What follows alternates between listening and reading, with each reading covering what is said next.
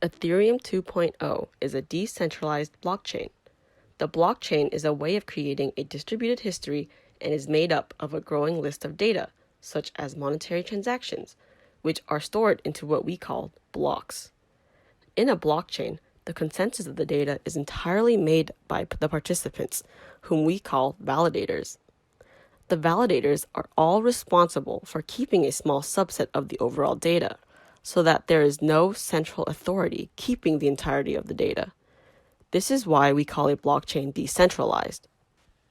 It's kind of like owning a share of stock for a company, where your individual stock is a portion of your ownership to the company, and all of the stocks for the company represent equity ownership, so every individual stockholder owns a small amount of a whole company. Although the difference with a blockchain is that the blockchain is decentralized and companies tend to be centralized. In this blockchain, the data is split up into subsets called shards. Validators are put into groups called beacon committees. Each beacon committee is responsible for a different shard, and all the validators in a beacon committee are responsible for keeping the same shard. The decentralization can be seen in this visualization. The data is split up into shards, which goes to the beacon committees, where all the validators will compute the assigned shard and is added into the beacon chain.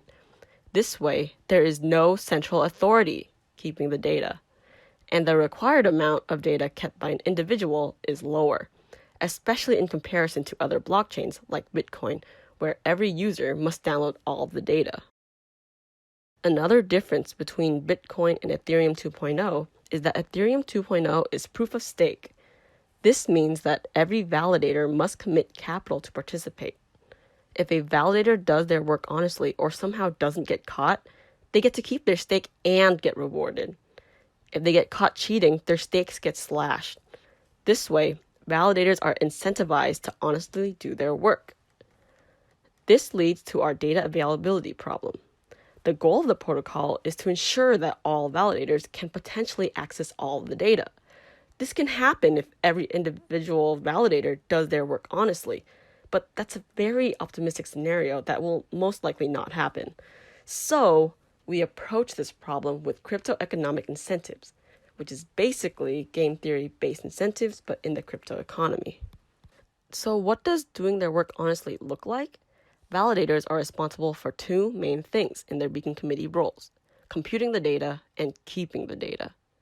In computing the data, they would have to download and split up the data, as well as signing it with a personal subkey. All of that comes with some cost. They would then have to keep the data for a period of time. How do we ensure that validators are computing and keeping their data? By making them accountable for each other with proof of custody games. We offer 3 main proof of custody games. The Bit Challenge holds them accountable for correctly computing the data. The Chunk Challenge holds them accountable for keeping the data. The Early Key Reveal holds them accountable for not using a third-party source. If a validator thinks that their fellow validators are not computing their work honestly, not keeping the data, or cheating, they are incentivized with a reward to challenge their fellow validators. There are 3 time units we used in this protocol. The most basic unit of time is a slot, which we define to be 12 seconds. During each slot, the blockchain creates 64 beacon committees, 1 for each shard. The second one is epoch. Each epoch has 32 slots.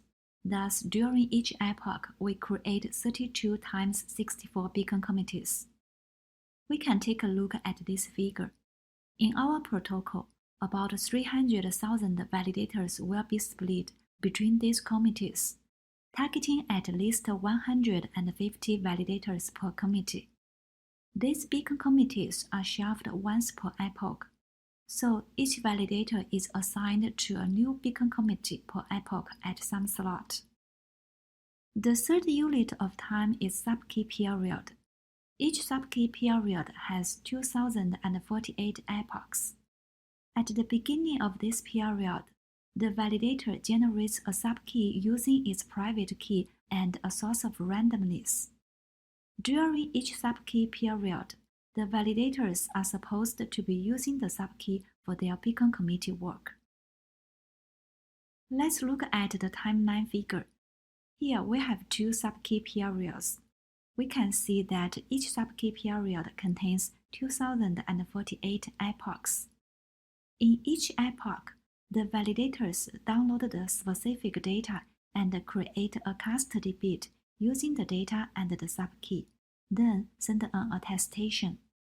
So an honest validator is supposed to download 2048 pieces of data and send 2048 attestations. We have known that there are 3 games in our protocol. So when do these games start and end? We want the validators to do their own work instead of outsourcing them. This leads to the early key reveal game. Early key reveal starts as soon as the subkey period starts. It ends when the keys are revealed. We want the data to be available for one subkey period of time. This leads to the chunk challenge game. Chunk challenge starts right after download the data and lasts for one subkey period. We want the validators to download the data. This leads to the bit challenge game. Bit challenger becomes available at the end of the subkey period, when the subkeys of the validators are reviewed. The end time of bit challenger depends on the availability of each piece of data. It's usually the same as the end time of chunk challenger. In the last semester, the previous CAMCOS team did a variety of analyses on the 3 challengers. This semester, we extended the work of the chunk challenger and the bit challenger by providing collusion analysis. We also did some relevant literature review, especially that of erasure codes. The goal of the chunk challenge is to have data available for an extended period of time. It is designed to prevent the validators from immediately deleting their data. We ensure this by having validators being randomly challenged to provide pieces of data that they are supposed to have downloaded.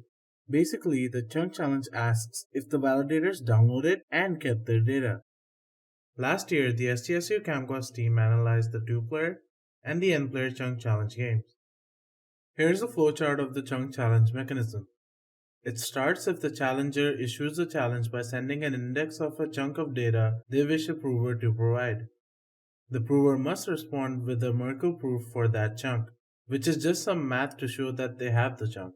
And the chunk challenge mechanism will decide if their response is correct or not. For us, the prover can be honest and do the work upfront, meaning they will always pass the challenge, or lazy and not download the data until the last second, meaning they will pass the challenge but with some probability. For example, if their network is slow, maybe they will not be able to download the data and respond in time. We first explored the chunk challenge game as a 2-player toy problem. We incentivize validators to challenge each other by providing a reward R sub C for every challenge sent. A prover who does honest work with cost C sub W will succeed all challenges. A lazy prover whose challenge spends C sub L to do late work such as outsourcing and has a Q sub avail chance to produce a correct response based on whether or not the data is still available. If the prover's response is correct, they receive a reward R sub P. Otherwise, if the prover's response is incorrect, the challenge is successful, and the challenger receives an additional reward R sub S, while the prover is penalized by P sub S. In real scenarios, validators play an n-player chunk challenge game similar to the 2-player game. So we introduce the respective notation for a prover or challenger playing a given strategy. Zeta is the number of challenges a challenger makes. Q sub cha is the notation for the probability of an attestation to be challenged. In the payoff table below, we find that the utility for doing no work once again depends on the data being available. It is impossible for us to enforce a given strategy for the prover. However, we can guarantee that either doing work dominates doing no work, or a high probability of the data being available due to dishonest validators having a good backup strategy such that doing late work also allows them to pass all challenges. This semester we introduced the idea of a Sybil user. In our setup, a Sybil user V controls K of the n validators in the beacon committee. This Sybil group as a whole is denoted by S. With this figure, you can visualize a scenario when a Sybil user is introduced to our game. A Sybil user in our game is very similar to a person who might use 5 different email accounts for 5 different free trials. One main difference is that a Sybil user can use all 5 accounts at the same time. For the Sybil analysis, we have the following notation. We refer to the Sybil group as S. V sub C is a challenger that is also the block proposer. The Sybil user has two strategies. The colluded work strategy, CW, is when the Sybil user does honest work, and the colluded no work, CNW, is when the Sybil user chooses to be lazy until challenged. E sub cha is the expected number of validators in S to receive challenges, and Q sub cha hat is the probability that any validator in S is challenged. Our analysis of such a collusion depends on whether the block proposer is in the Sybil group or not. If the block proposer is in the Sybil group, then it is always profitable for the block proposer to challenge someone outside of the Sybil group. The probability of a validator outside of the Sybil group to be challenged increases from zeta over n to zeta over n minus k, where n minus k is the number of people outside of the Sybil group. In fact, the validators in the Sybil group would not need to do any work at all, since the block proposer will just challenge the validators outside of the Sybil group. This is actually a good place to see why we might gain from having a bid challenge on top of the chunk challenge. Since the validators still want to pass the bid challenge, it incentivizes them to do the work anyway. If the block proposer is not in the Sybil group, the Sybil user can play one of the following strategies. The Sybil user can honestly do work, where they can spend the cost to do the work once, and all the validators in the Sybil group would pass all challenges. The Sybil user can choose to not do any work, and if a validator in the Sybil group is challenged, the Sybil user spends the cost to do late work with the probability of the data being available. If the Sybil user is able to download the data, all validators in the Sybil group can pass all challenges. If not, all validators would fail any challenge. The Sybil user could also have a portion of the validators in the Sybil group do honest work, and the rest can do no work. But as long as a single validator in the Sybil group does honest work, the rest of the validators in the Sybil group can also pass all challenges. Therefore, it is rational for the Sybil user to take one of the extreme strategies above, and we do not have to consider situations where only a portion of the Sybil group play the honest strategy and the others do not. Now, we analyze the utilities for a Sybil user in the chunk challenge when the block proposer is not in the Sybil group. We first compute the quantities E sub cha and Q sub cha hat. The utility for a Sybil user that chooses to do honest work can be computed by calculating the expected number of validators in the Sybil group that get challenged. And for every validator that does get challenged, the Sybil user gets a reward for a successful response. The Sybil user spends an initial computational cost to do the honest work. Q sub cha hat allows us to estimate the computational cost to do late work if a validator in the Sybil group gets challenged. If the Sybil user is able to download the data, they create successful responses and get the same rewards as they would if they did honest work to begin with. If the Sybil user is not able to download the data, they get penalized for every validator that gets challenged. Recall from the earlier analysis that it is impossible to always have honesty dominate dishonesty due to the way the chunk challenge works. This is still true. Now, we can compare the two utilities to find when doing work dominates not doing any work. The expression, when simplified, turns out to have a similar form as the non-collusion case. We can either guarantee that honest work dominates dishonest work, or we are in a situation where people are incentivized to be dishonest because of their backup strategy that consistently allows them to pass the challenge even when caught. This is a win for us because either way, the data is still available. In conclusion, we made recommendations for the sizing of endogenous parameters. From our Nash equilibria analysis, we found that a challenger is always incentivized to a challenge, and we cannot enforce a given strategy on the prover because they are still incentivized to pass the challenge by doing late work and high data availability is still guaranteed. We computed the Nash equilibria for the 2-player and the n-player games. We introduced a Sybil user and computed Sybil utilities. Now we are going to talk about Big Challenge. We start with a review of the work done by the Fall 2019 group. Recall that the purpose of Big Challenge is to ensure that the custody bit is computed correctly, which incentivizes the validators to download the data. We assign each validator a subkey in the subkey period. A validator could generate a custody bit using the subkey and the data we want him or her to download. After the subkey period, all the subkeys will be reviewed. This is when the bit challenge takes place. Validators could compute other validators' custody bit and make a challenge. When a validator is being challenged, he or she takes what we call the prover. Validators could be both provers and challengers. The game is like this. A validator could choose to not attest, meaning do nothing. He or she will receive a punishment.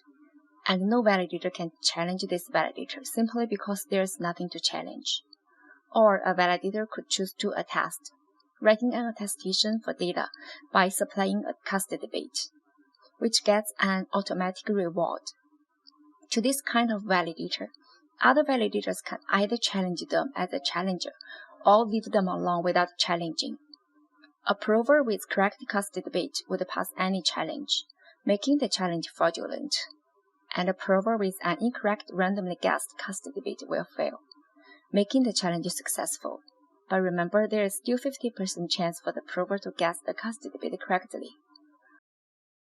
We define 3 types of provers and 3 types of challengers. Honest provers would download the data and attest with correct custody bit. Dishonest provers would attest to data with a randomly guessed custody bit. Inactive provers would do nothing. Honest challengers would choose to compute the custody bit of validators he or she suspects to be dishonest and issue challenges to those have been caught being dishonest. Dishonest challengers would choose to challenge random validators and guesses the necessary custody bit to issue these challenges. Inactive challengers does not issue any challenges. We start by looking at 2-player game, 1 prover and 1 challenger, as a toy example. The payoff matrix is like this. We'll take a look at the second example, dishonest challenger versus dishonest prover. Compared to their honest counterparts, both of them gain CW, which is the cost of work, because they didn't do any work. Take a look at the red part. For no matter honest or dishonest provers, they could gain RA, which is reward for attesting. Also, half of the time the challenge is fraudulent. Then they could gain RF, which is reward when they successfully respond to a fraudulent challenge. But for dishonest prover, half of the time the challenge is successful. Then he or she would lose PS, that is slashing penalty. Take a look at the blue part. For no matter honest or dishonest challengers, half of the time the challenge is successful. They both gain RS, which is reward for a successful challenge. And for dishonest challenger, half of the time the challenge is fraudulent. He or she lose PF. That is penalty from issuing a fraudulent challenge. Then we expand 2-player game to N-player game. It is similar but more complicated, since each validator could place the role of both the prover and the challenger. Here is the utilities for the strategies in the N-player game. This is the simplified utilities for the strategies in the N-player game. For a prover, if we set the sum of reward for attesting and punishment for failing to attest is larger than the sum of cost, which includes the cost of downloading data and computing a custody bit. Inactive prover is dominated by honest prover, so we could eliminate inactive prover. For a challenger, if we set the reward for a successful challenge less than the penalty from issuing a fraudulent challenge, dishonest challenger is dominated by inactive challenger, so we eliminate dishonest challenger. After that, the utilities for the strategies is like this. A dishonest prover could get RA for attesting. Half of the time, the custody bit is incorrect. He or she lose PS, the slashing penalty when successfully challenged, times Q caught, the probability that an attestation is caught by a correct challenge. And for an honest challenger, Let's say he or she make beta challenges averagely. For each of the beta challenges, he or she gets RS for a successful challenge. With the probability that a randomly selected prover is dishonest, QDP, times the probability that a challenge catches the target attestation, QCAT. The challenger needs to compute custody bit beta times, but download the data once. We want to establish the conditions for which the proving strategies and challenging strategies achieve Nash equilibrium. Here we define N to be the number of validators in the committee. Alpha hat is the number of bit challenges sent onto the network by all the challengers playing honest challenger. Alpha is the number of bit challenges that are actually accepted into the blockchain.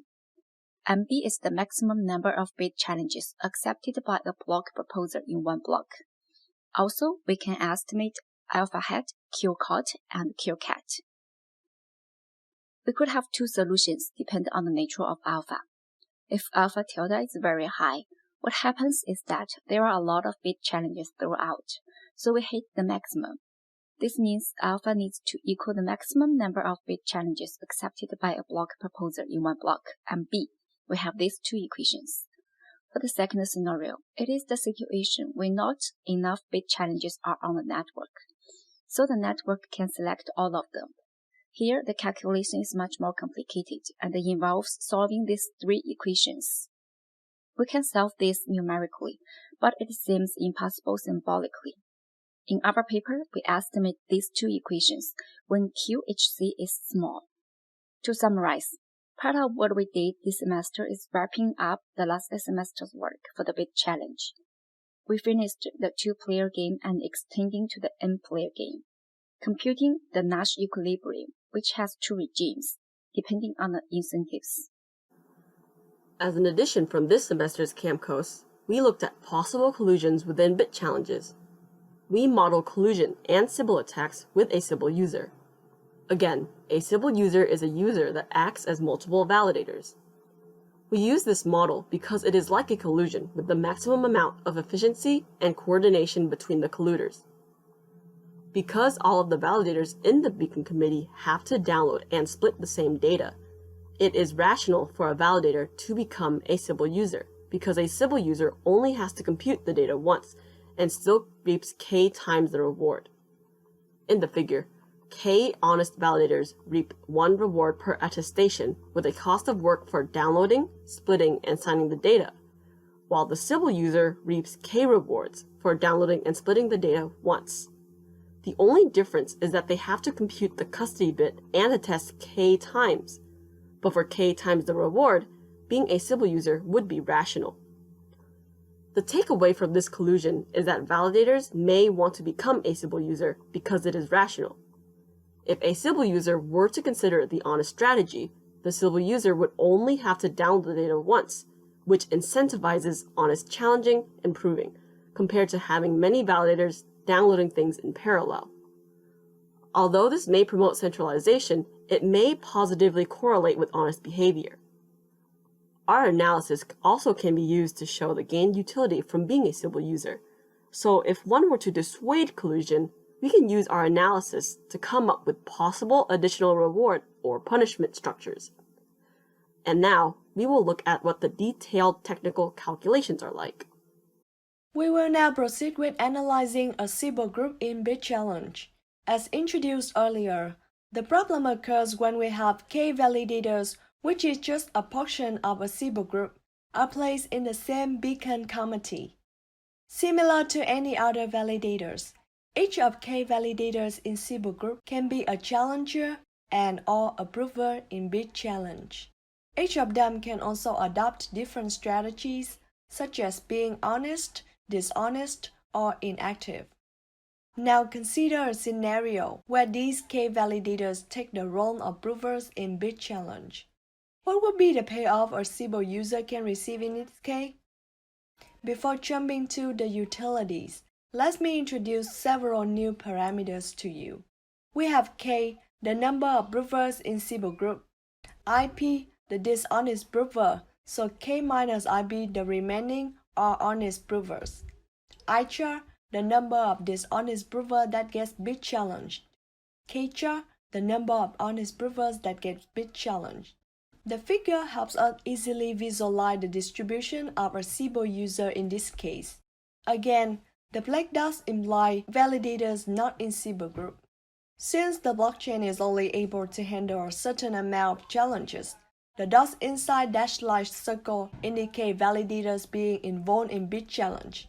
Red and blue represents dishonest and honest provers from SIBO group. The payoff a SIBO user receives on average are as follows. For each of these utilities functions, we consider two cases. When IP bounded by 0 and k, implying there are some dishonest provers IP in SIBO group, and when IP equals k, which means all k validators in SIBO group adopt dishonest proving strategy. We further analyze and compare the payoffs of a SIBO user when all its provers are dishonest versus k-independent dishonest provers. If RS, the reward for successfully responding to a fraudulent challenge, is less than PS, the slashing penalty for unsuccessful responding to a challenge, it would be less rational for a SIBO user to adopt this honest proving strategy for its member. Note that for both cases, the utilities are identical, except when dishonest provers encounter dishonest challengers. The SIBO group will receive lower payoffs than the non-SIBO group. This is the case where it is worse to be a dishonest SIBO user. Additionally, for a non-SIBO group of honest provers, it's rational for them to be a SIBO group while still being honest, as an honest SIBO user saves computation costs by downloading the data and computing the local hash of the data only once. The conclusion is that the utilities favor collusion, but it makes it more rational to be an honest SIBO prover, meaning the controlled validators download the data once. This saves the redundant data download cost. Unlike the chunk challenge, each validator still has to do their own work in computing the custody bit, but the incentives push them towards honesty. So the next question you may ask is, what if the validators in SIBO group take the role of challengers?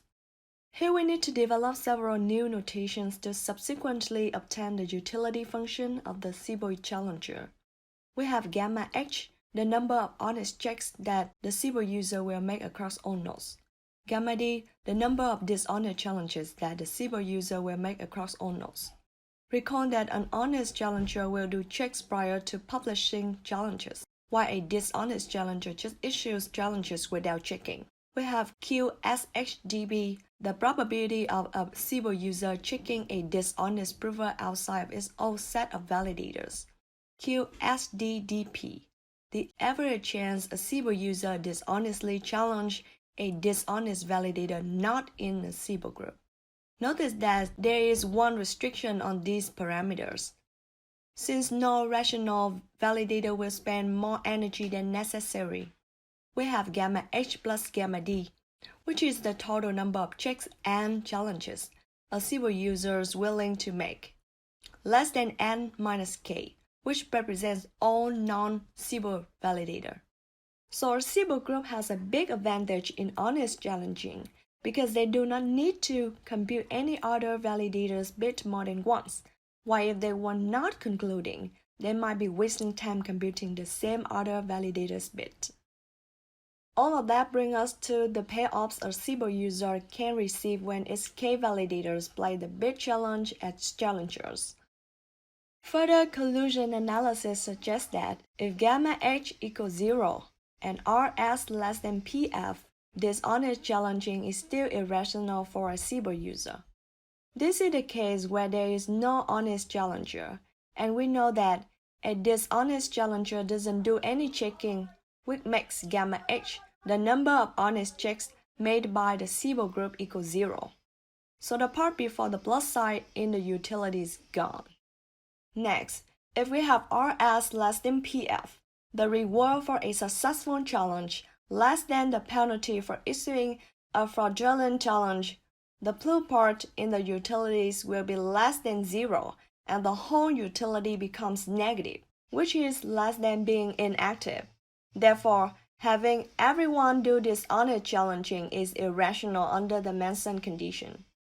In fact, we show that, like in the n-player case, we can also remove dishonest challenging in general as it is irrational. Here are the main results we have to sum up the collusion analysis in bit challenge. First of all, we notice that there is no difference between having k independent dishonest nodes for provers and having k dishonest nodes as a Siebel group, because the utilities of each k independent dishonest prover added up together is the same as the sum of the utilities of k dishonest provers in a junta. Secondly, having k honest nodes as a Siebel group is much better than having k independent honest nodes for provers, because the Siebel user can save computation cost by downloading the data only once.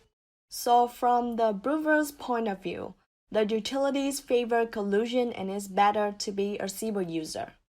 Thirdly, we realize that with or without collusion, dishonest challenging is still an irrational strategy. Because when you have k independent dishonest nodes for challengers versus k dishonest nodes as a Siebel group, the utilities in either case are negative. Furthermore, challenging becomes much better than not challenging, since the group will not waste resources checking the same validators. So from the challenger's point of view, the incentives push challengers away from dishonesty and towards challenging.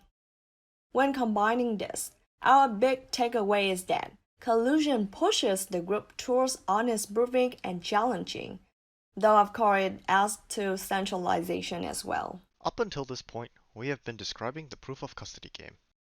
We now compare and contrast the proof of custody game with other blockchain protocols with similar flavors.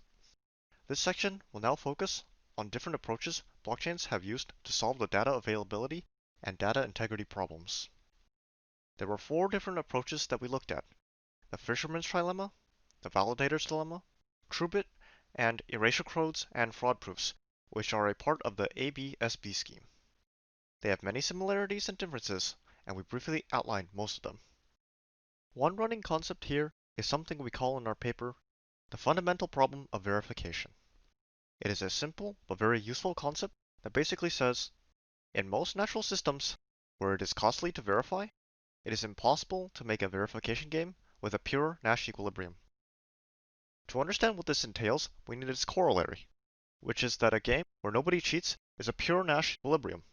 This means that we cannot avoid a situation where nobody cheats. We now see this in many similar but slightly different dilemmas. For example, within the proof of custody itself, the bit challenge is a game that plays around this problem of verification. In a world where all provers are honest, no verifiers will want to perform checks. When there is no one performing checks, then becoming a dishonest prover becomes more profitable with no risk. But now honest checking becomes incentivized since there are dishonest validators to catch. This causes provers to want to perform honest work again, completing the cycle. The takeaway is that both the prover and challenger roles want to play both their strategies, making this a mixed Nash equilibrium. As our next example, we look at the fisherman's trilemma, a discussion by Vitalik Buterin, and also a prototype for the ABSB scheme, which we will mention later, that talks about a hypothetical blockchain where validators can choose to raise alarms about incomplete data. The setup is this. We have validators who publish blocks. Other validators, also known as fishermen, have the option of raising alarms when they feel a piece of data is missing. When alarms are raised, validators actually download the data to check. Since malicious validators can release the missing data right when a fisherman rings an alarm, they have a plausible deniability that makes it hard to tell who performed the dishonest behavior. This is because nobody else can tell if the data was actually missing in the first place, or if someone just raised a false alarm. In this regard, it is similar to the chunk challenge. A malicious validator can always avoid being caught, like doing work late in the chunk challenge game. Essentially, the fisherman's trilemma is about the bad things that can happen depending on the utility, which we control based upon reward and punishment to the fisherman. If the utility of the fisherman is greater than 0, then a malicious validator can raise false alarms to get money from nothing. So like the bit and chunk challenge games, we must set an incentive structure that prevents validators from creating free money. If the utility is less than 0, then checking for an incomplete dataset comes at a loss to that validator. So we must rely on altruism. If the utility is equal, but really at least 0, the malicious validators can raise false alarms to force everyone to always download all the data. While this is not a negative on data integrity, this removes benefits from having light clients and shards. Note that case 1 is completely included in case 3. When the malicious validator generates free money, they also force everyone to always download all the data. Luckily, there are alternative solutions to this problem, such as the erasure code scheme that we will discuss later. We will now discuss the validator's dilemma. The validator's dilemma comes from the paper Demystifying Incentives in the Consensus Computer by Liu, Tush, Kilkenny, and Saxena. The validator's dilemma is a phenomenon that occurs to proof-of-work chains such as Bitcoin. Even though the proof-of-custody game is on a proof-of-stake chain, there are still similarities. As we said before regarding the fundamental problem of verification, the bit challenge, the proof-of-custody game, and the validator's dilemma are instances where there is no pure Nash equilibrium because of incentives to check work. The validator's dilemma describes a dilemma or problem with incentivizing participants to ensure the blockchain is correct. Basically, provers are incentivized to create incorrect blocks until there is an incentive to validate, in which case they are incentivized to make costly to verify blocks in order to gain an advantage in mining rewards. Another example of a blockchain protocol is called TrueBit. In the proof of custody game, specifically the bit challenge and early key reveal, the validators are incentivized to check themselves or whether or not the data is correct. In TrueBit, data is outsourced to a third party to ensure the computations. If all the data from the provers is correct, there will be no reason to have honest challenges, which will give an incentive for dishonest provers. This is similar to the validator's dilemma, where there will be a mixed strategy equilibrium. What TrueBit proposes is to have data that has errors on purpose, so there is still incentive to compute an honest challenge. This creates a non-pure Nash equilibrium, such as in the bit challenge. This is another way around the fundamental problem of verification. The ABSB scheme by Albassum, Sanino, and Buterin is another solution for the data availability problem using erasure codes and fraud proofs. The plans for Ethereum 2.0 include a combination of the ABSB scheme and a proof of custody game. The two main types of participants in the network in the ABSB scheme are a light client and a full node. A light client is a member who cannot download the entire chain. They want to ensure that the data they download is accurate. The second participant of the network is a full node. A full node is a member of the blockchain who has the ability to download the entire blockchain. A full node can be seen as a validator and a beacon committee in the proof of custody game, while a light client can be seen as anyone outside of the committee who cares about the data in the committee. In the ABSB scheme, an erasure code is a function that can help with data recovery. An example of an erasure code are Reed-Solomon codes. An erasure code of a message M is a function E that encodes M. The erasure code E of M has the property that for any collection of enough pieces of erasure code, we can recover the original message. In the network, light clients ask full nodes to sample the data in a blockchain.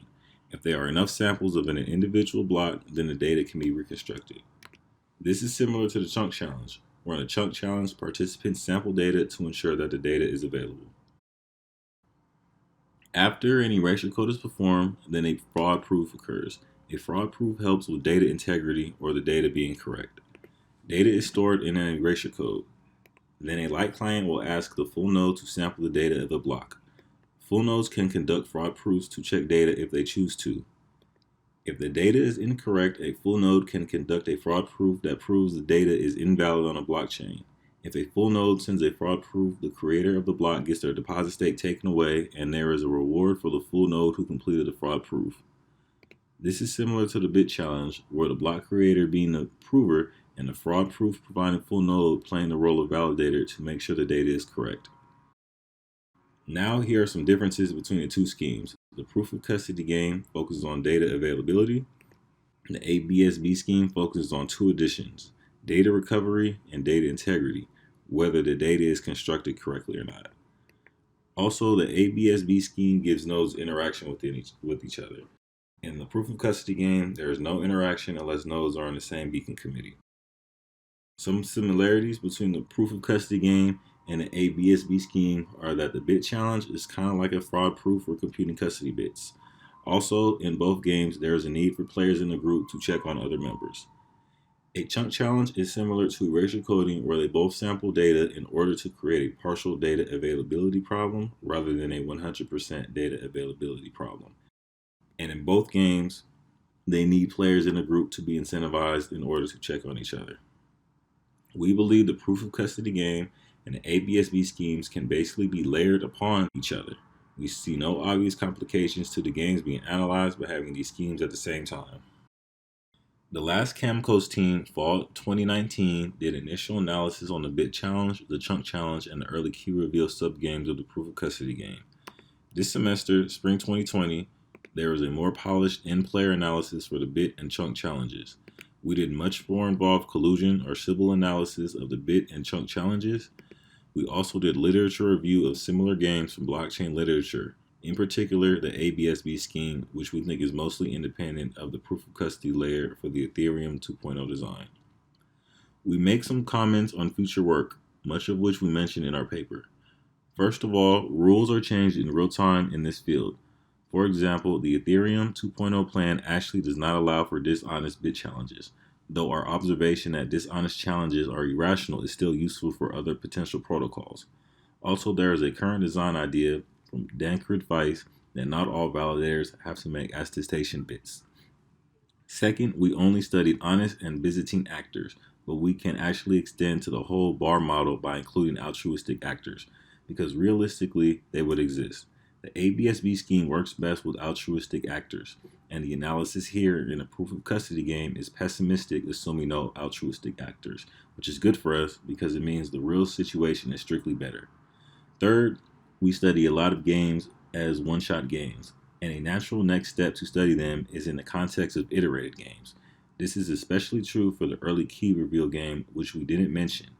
Good further work on this would include, for example, a model of the market of outsourcing in the early key reveal game or the distribution of collusion sizes in the bit challenge. We thank the Ethereum Foundation for supporting this project and the San Jose State University Mathematics Department for hosting the CAMCOS program. We thank Danny Ryan, our liaison from the Ethereum Foundation, and Professor E.J. Jung from USF, and also the 2019 team, especially Ying Wang and Alana Bailey, for valuable conversation. Finally, thank you for listening.